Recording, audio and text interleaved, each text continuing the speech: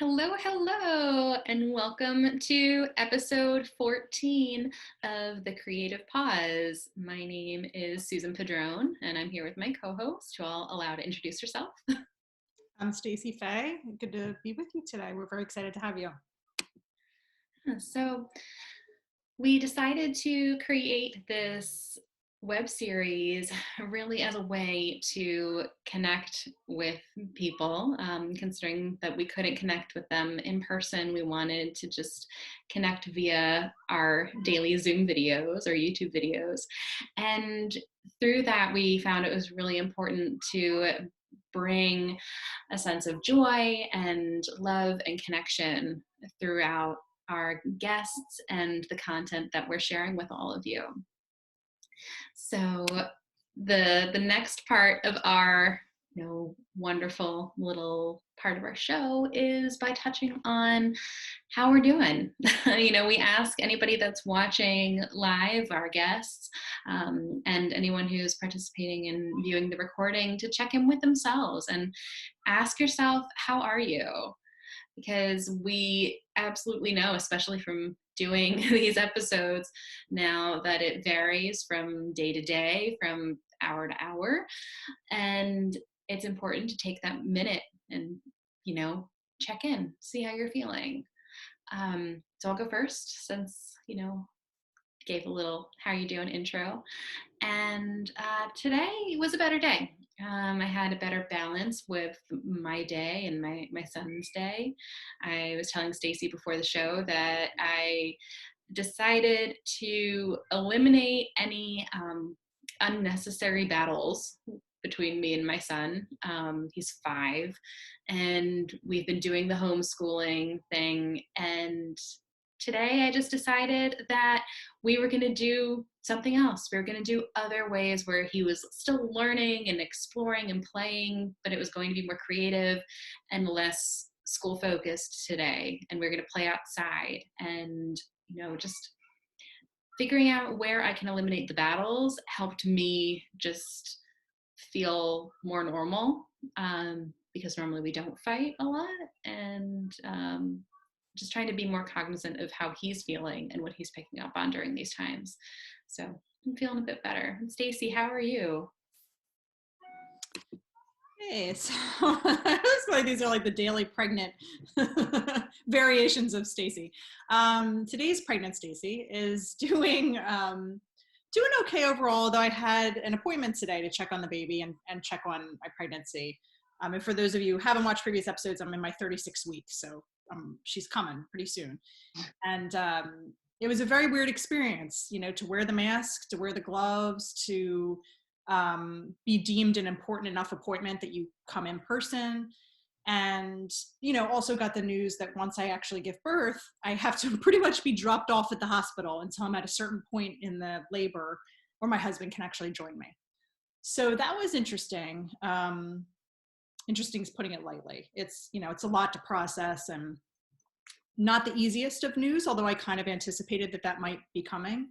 So yeah, so it's, I feel like it's a lot of the news we each are getting lately where you kind of know it's coming. Like, let's say school's out for the rest of the year, that's going to be happening, but then when it actually is announced, so it was like that today. Like, I knew it was probably coming, but when it was actually said in person, it took on a different flavor. So yeah, so I'm having an okay day, but trying to kind of process that. So that's where I'm at. How about you, Sarah? Well, I'm actually having a pretty good day. I've been taking little victories when I can find them. So when the weather's good, I've been going outside, and I've been battling all of the invasive species in my yard.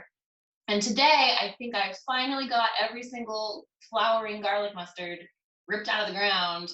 And I looked all around, and I feel like I actually accomplished it, which is a small victory, but one that I am really excited to reap the benefits of next year when it doesn't come back, hopefully. So that's good. Although I will say that right before the video started, when I ran to the computer to send you guys the file, I ripped the crotch out of my pants. So that's where I'm at. But, that's all right. I love the honesty on this series. Yeah. That's all right. Yeah.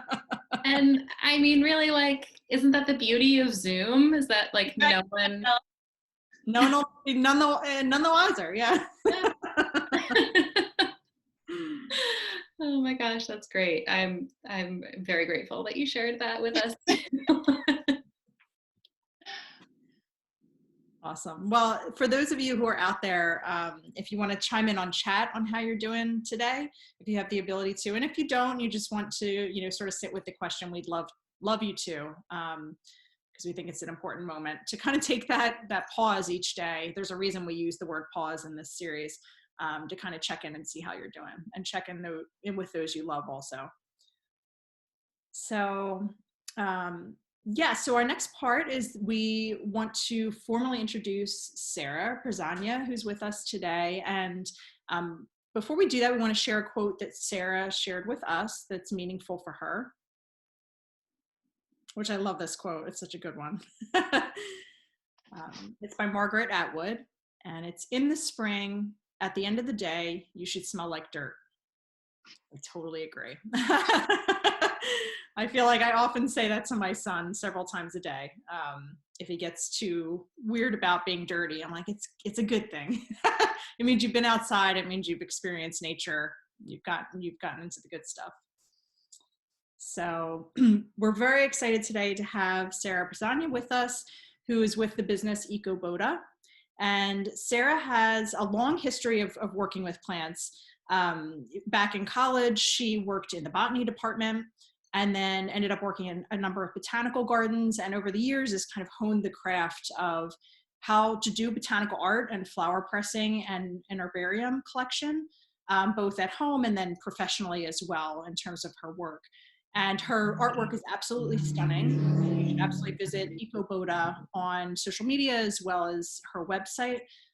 There are a number of beautiful pressed flower specimens that she frames up and you can hang in your home. And then of course, Sarah does commissions also. So if you have a particular sort of flower specimen, like from your wedding or something like that, she's able to also press those. So we're very excited to have Sarah here today. I always say, or I said, you know, in the beginning, before this recorded, that I get very excited about anything botany related because that's actually my background.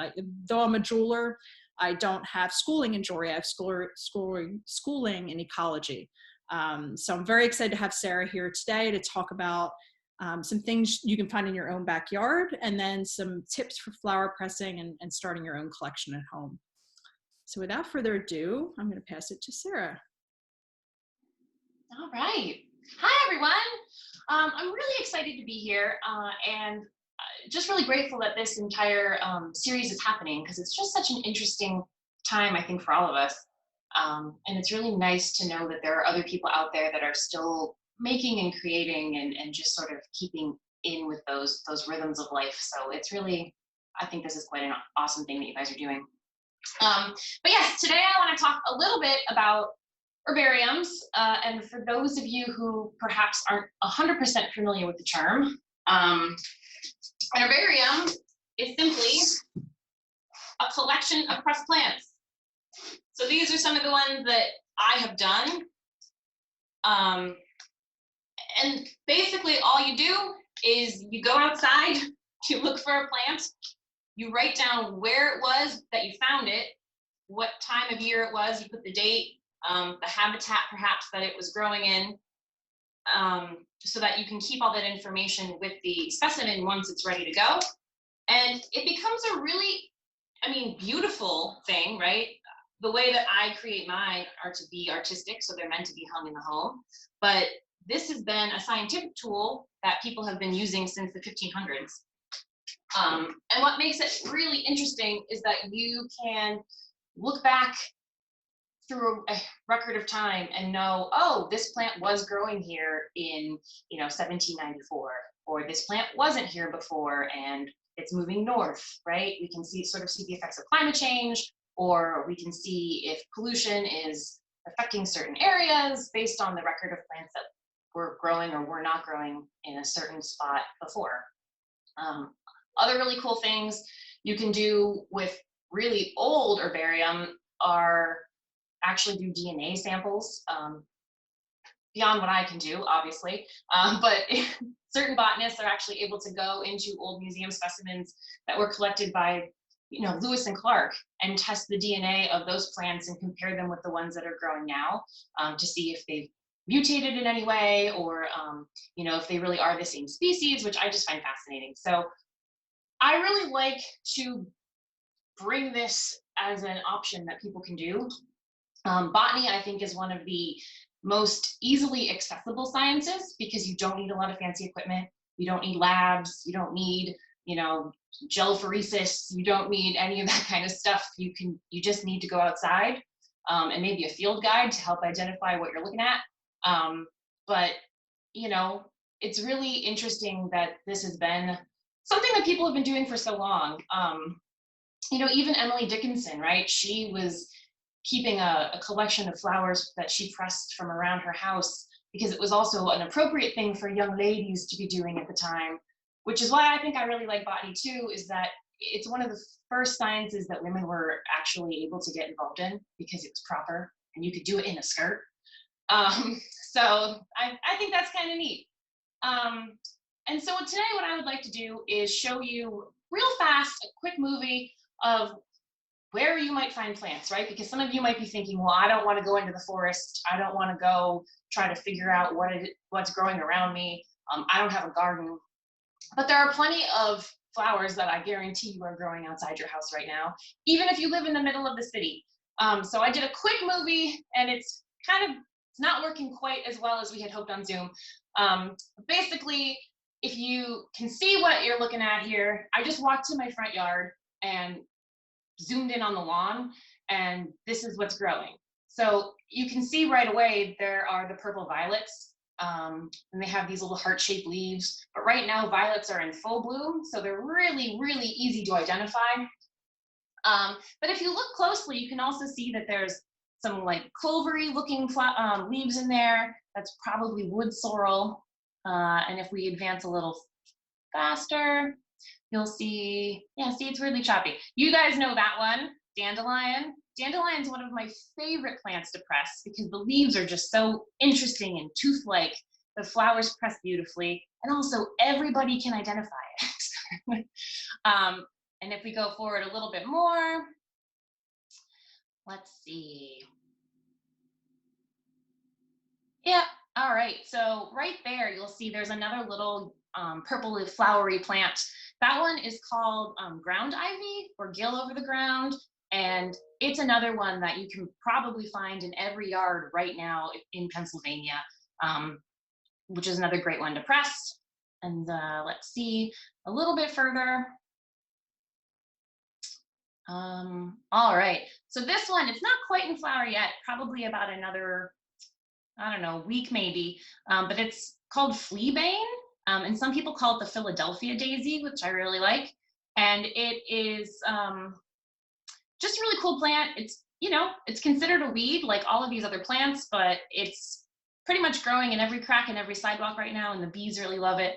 And it's another one of those plants that grows really fast in the spring, does its thing, and kind of disappears before anybody really figured out what was going on. So I really think that's a fun one. And what does the flower to that one look like, Sarah? It's a little white. It looks like a little white daisy, but it probably has close to 1,000 petals. So they're almost like little white hairs and a big yellow center. And the leaves are really fuzzy, which is also cool. Like that's another really great way that you can tell that's the right plant. They're really soft.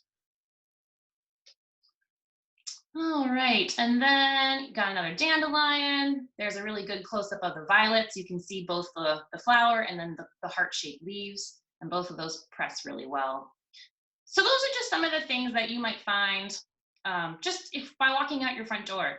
So with that, what I'd like to do is show you how easy it is to press some plants. So here's my super fancy plant press. You do not need this kind of equipment, but if this is something you really want to get involved with, it helps. So I'm just going to show you real fast how it works. Where do people get something like that? I hate to say it, but Amazon. Actually, there's a company called BioQuip. and they're actually like an entomology site, but they also sell botany supplies. And or if you Google like herbarium supplies, that's where you can get flower presses like from scientific companies. If you don't want to go with the big box kind of Amazon thing, you can get them from like Thomas Scientific or some of the more science places. But all it is, or you could make one. It's a piece of wood. Like, does it need these slats? No, it just needs to be a piece of wood that has a couple of ridges on it so that you can put straps around it to hold it in place. So basically, you need cardboard and you need some kind of paper that absorbs moisture. So this is what we call blotter paper. Harder to find now that we don't write with pen and ink as much. But if you do calligraphy, sometimes you can still find these in that kind of specialty store. Or again, if you're looking for botany supplies, you can buy what they call blotter inserts. And all it is it's just like a really thick kind of absorbent-y paper. You can see that I've used it many, many times. These are all stains from smushing plants between it, but it dries out and you can reuse it over and over again. And then the plants go in between. So this is a daffodil that I pressed yesterday. And this actually I'm pulling out because it has kind of a special secret trick that I'm going to teach you right at the end. But this is a plant from my yard, and I just want to kind of show you the difference. I pressed this plant yesterday. It's floppy. It's not ready. It still needs a few more days in the press. So your best practice, I guess, would be once you put them in the press, don't fuss with them, because every time you move them when they're still kind of in this floppy state, you can kind of wrinkle them a little bit, and you can actually see that those wrinkles and grooves will actually show up in the leaves when it's fully dry. So the best plan is to leave it for usually 3 to 4 days, I say, unless it's a really juicy plant, and then you're going to want to do it a little bit longer. But the reason I did that is because I wanted to show you the difference between a plant that's ready and a plant that's not. Here are plants that I totally cheated and collected last year. But so you can see the difference. See how it stands up on its own? Like it's not falling over. This is a maidenhair fern. But it's, it's flexible, right? It's not like it's not going to just snap in half. But it has its own sort of 3-dimension. And that's how I usually tell when a plant's fully dry, because if it still has moisture, it's not going to be able to hold itself up like that. To show you another example, here is a bee balm that I pressed last year. And again, you can see this one actually is a bit more fragile. And this is a black-eyed Susan. So I'm going to put that one aside too. But just to kind of give you a sense of what texture to be looking for so that you know when a plant is ready. The reason it's so important is because if your plant is still wet and you put it away, either it's going to get moldy and that's not going to be good for you, or it's just going to kind of turn brown. The moisture is the thing that kind of pulls the color out, that in sunlight, which we'll talk about at the end. But so you want to make sure that you get the moisture out and that it feels completely dry, and then it's able to sort of stand up on its own, so that you know it's ready. All right, so if you don't have a fancy plant press, what do you need? Cardboard. And all I did was cut up, as you can see, an Amazon box. But basically, it's pretty simple. You take cardboard, you put it down on your work surface. My tip for you is to do this in the place that you're going to leave the plant sit undisturbed, because once you get all these layers stacked up, it's a pain to move. So if you can do this in a place where you can let everything sit for a few days, do it there. So you want to take your piece of cardboard, and if you don't have plant blotters, that's okay. You can use newsprint. So you just take a sheet of newspaper, put it in between the cardboard, and then you're going to put your plant right there in between. I went outside and pre-picked some plants. You want to make sure that when you're picking plants that you're doing it you know, the best time is, early morning to maybe afternoon. You don't want there to be moisture on the leaves because, again, that extra wetness is not helpful. But and you probably don't want to stick them in water because then they're extra wet, but I wanted them to be alive for you. So this is called bed straw. And I thought this would be an easy one just to show you. Basically, the way that you position the plant on the paper is the way that it's going to look when it's pressed. So if you want a really organic look, you can just kind of plop it on there and let, roll the dice, if you will, and just crush it and let it be what it is. And that's kind of cool because it's a really organic looking piece when it's done. The leaves are all going to go different directions, and that's an option. Then you simply take another piece of cardboard, stick that on top. You want to do another plant, you just get another piece of newsprint, and you're basically just making these sandwiches. So here I'm going to do this dandelion just to show you kind of a different technique. So this is a dandelion that I picked. You can see it's got the leaves. I actually pulled it out of the ground by the root so that all of those pieces were attached. I am going to snap off this root because that makes it a little bit easier to flatten. And then the trick is you want to make sure you're arranging the leaves the way that you want it to look when it's done. So I like the circular shape of these, so I'm going to arrange it like this. However, you can see that the flower is kind of off to the side. So I'm going to cheat a little bit, and I'm actually going to put the flower, head down right on the paper and use my thumb just to kind of smash it to hold it in place. And then I'm going to fold it over, and that'll actually help the flower open up so that when you are, when it's dry, it'll hold that open shape as opposed to being smashed onto the side. So really at this point, I'm gonna just tell you to experiment because that's really the most fun. The way that you arrange the plants, the way that you move the leaves, it's gonna make it a different experience every time. But you're gonna get your own style. You're gonna figure out what you like versus what somebody else likes, and those might be different. The biggest trick though is cardboard, newspaper, plant, newspaper, cardboard, and you just keep building those stacks. All right, and then here's what I do. Cutting board. What you want to do is something that's going to distribute the weight, right? Because if you put one book right in the middle, that's not going to really spread the weight out over the whole thing. So something like this will distribute the weight a little bit more evenly. And then you can put your giant stack of books, right? Or anything really that's going to put extra weight on there. Or, and this takes me 2 hands, no judging. Something like this. And this is why I said it's really hard to move after the fact, because this is very heavy, and honestly, the cardboard's not going to support this dumbbell.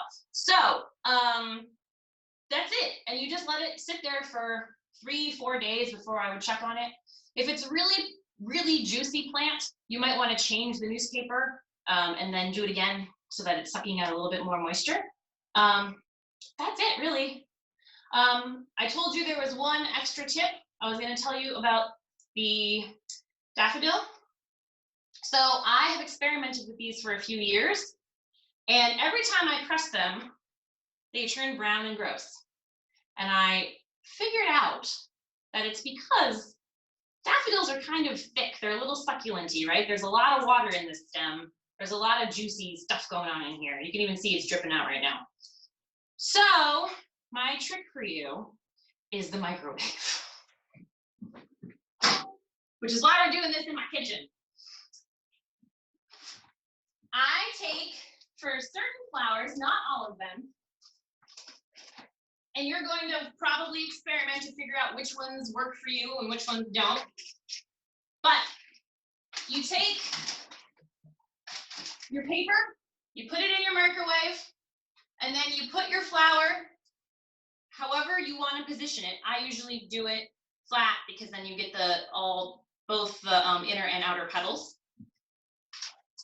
Put it in there, kind of smush everything down, and then you use your handy dandy glass Pyrex dish or other microwavable thing to hold it in place in your microwave.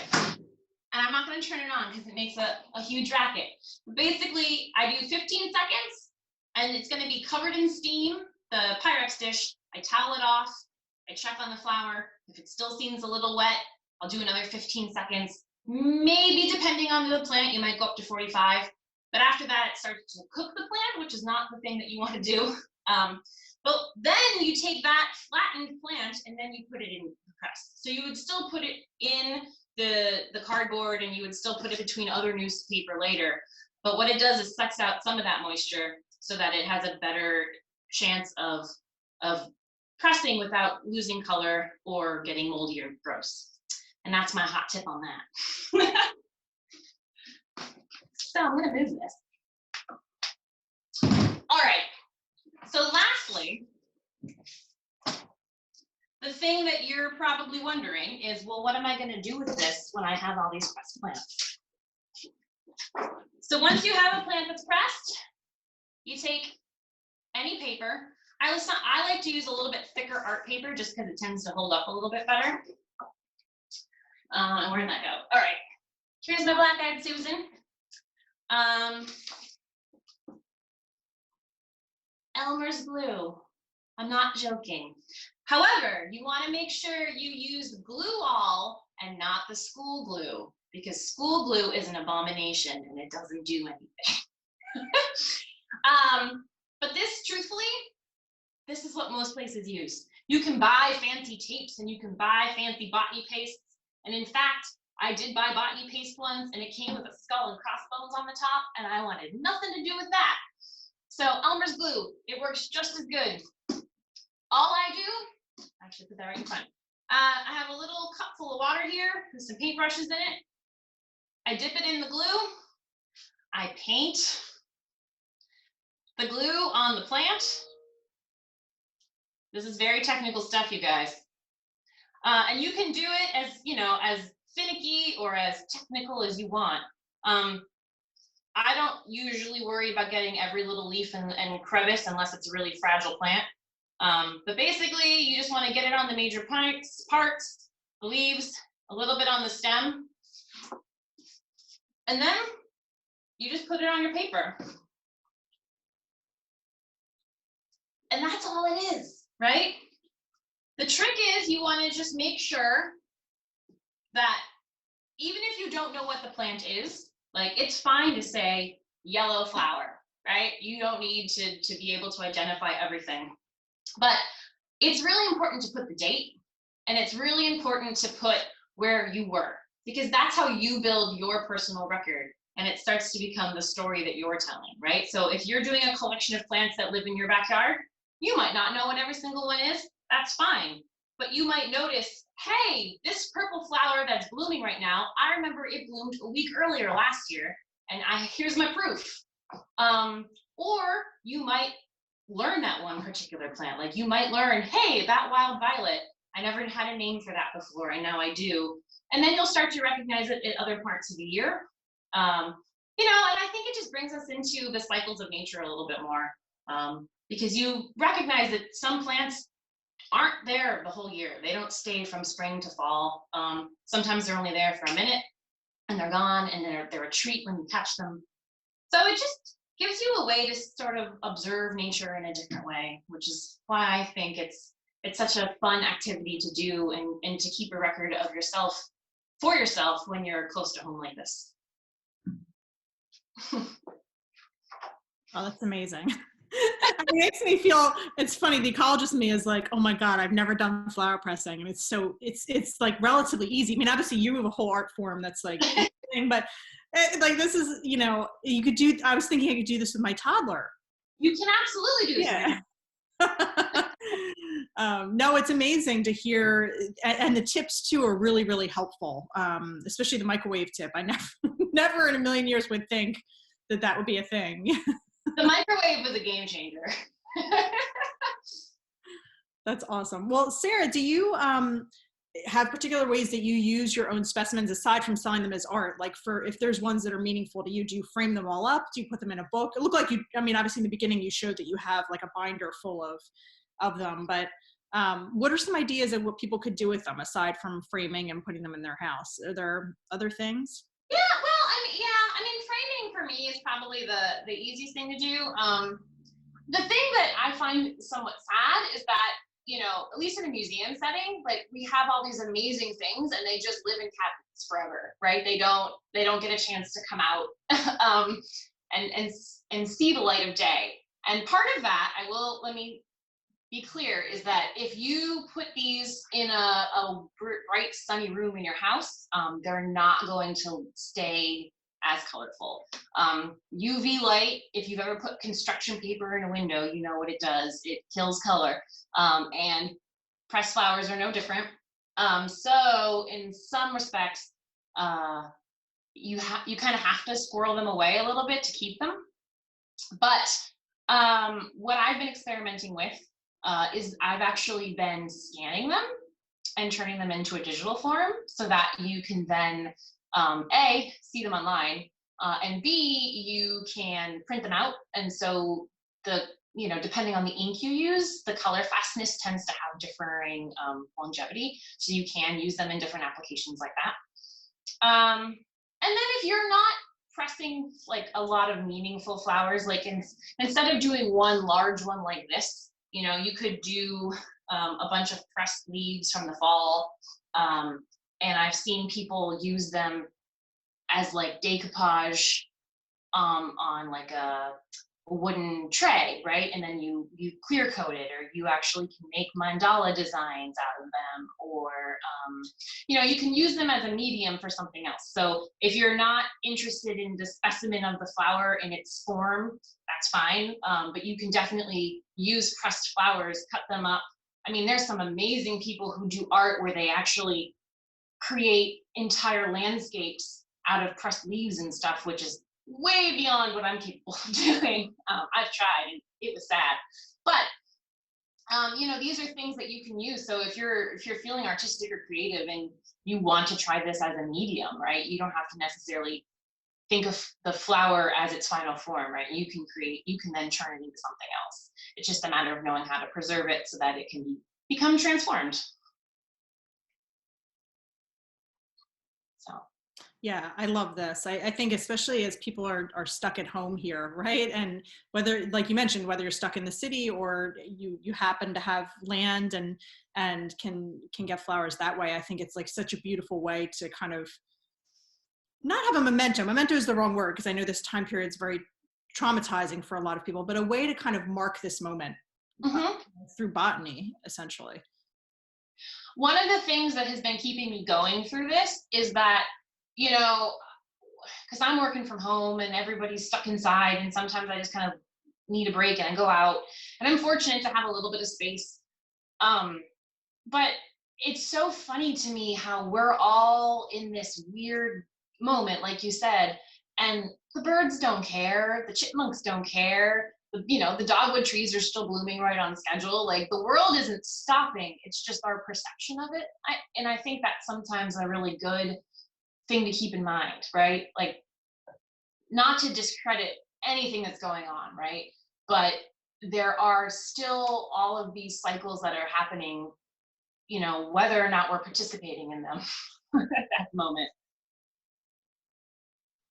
Yeah, I love that. We actually had a musician, Alan, who played last week, and he has a song that speaks to that exact thing. It's about a butterfly going about the butterfly's business, right? Like still flitting about the flowers, and there's a real beauty and lesson in that for all of us, I think. Susan, do you have any questions? And also, I know we have some people out there, so feel free to put any questions in the chat as well, and we can lift them up for Sarah. Yeah, I do have some questions, and I was just taking down something that you had said, Sarah, in one of our documents of show anecdotes and like memorable quotes. When you said that the world isn't stopping, it's just our perception of it. I was like, yes, we need to remember that. Like that's something that, I wanted to hold on to. For sure. And I love that you brought our attention to that. One of the questions that I had is I was like taking notes while you were talking also because I really can't wait to do this myself and include my son if possible. But I don't know that we have newspaper because we don't really get like a lot of newspaper delivered. So do you have another suggestion aside from like the black paper or newspaper as another option? Yeah, so that has been sort of the issue lately, right? Is that we're all going to more digital things. Um, if you are, I keep going back to this, but I feel like it's just something we're all doing now. If you're getting stuff shipped, if you're getting stuff from Amazon, that craft paper that they use to shove in the boxes, it's all wrinkly. Um, don't ask me why I know this, but you can iron it. And it kind of, it's not gonna be perfect, but it flattens out enough that you could then use it for something like this. Because that craft paper is definitely the right consistency. The other thing, gosh, like wrapping paper would be wrong because it's that weird like film. Well, I mean, truthfully, if it came right down to it, you could probably just use the cardboard, right? Cardboard's going to absorb some moisture as well. Depending on the plant, you could try paper towels. But the reason that I caution people against paper towels is because I've done that before. And the little,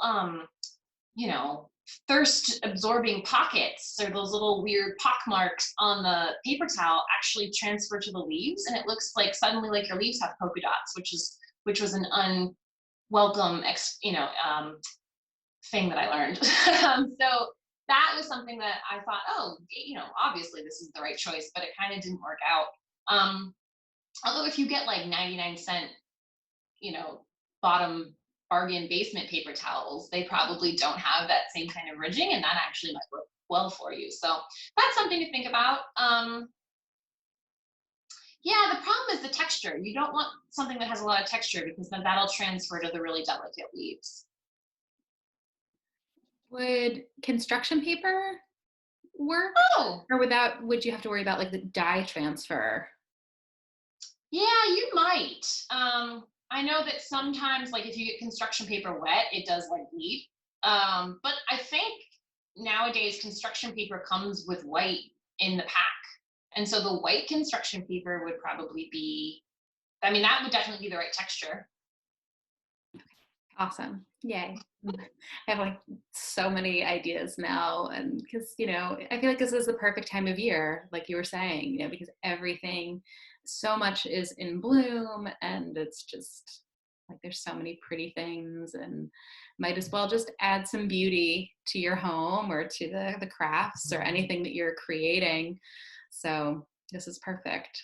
I'm really excited. I'm excited to try this. I've never pressed flowers before in any way, and you make it look like it's so accessible. Like easy is not the right word either, but like something that we can do, and it doesn't have to be perfect. It can be, you can embrace the organic nature of the flowers or the plants and allow that to be part of the art form that you're creating. And I think that that's something that speaks to me for sure as like a perfectionist who's creative but not really artistic.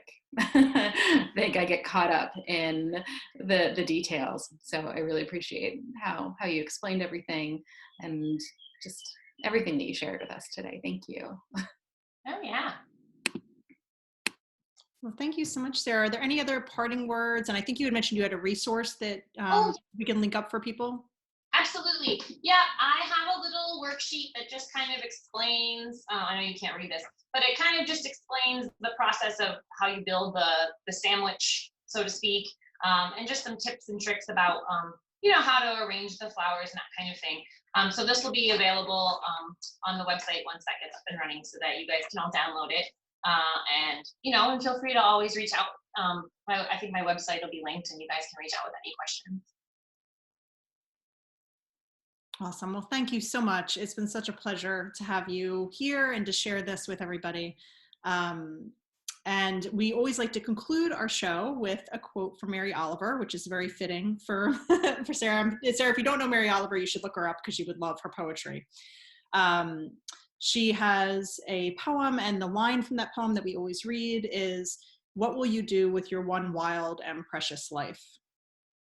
So that's always our call to action. And today, I think it's, how can we each go out into whatever space we do have access to maybe pick a few little specimens and press them and bring some beauty into our home.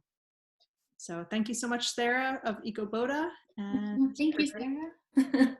And we will be back at 5 tomorrow, and our website will be launching today. So you'll have access to all the past episodes and Sarah's episode also, and all the lovely resources that people have shared. So stay tuned. We'll be sharing about that website later. Yay. Thank you so much, everybody. Have a good day. Bye.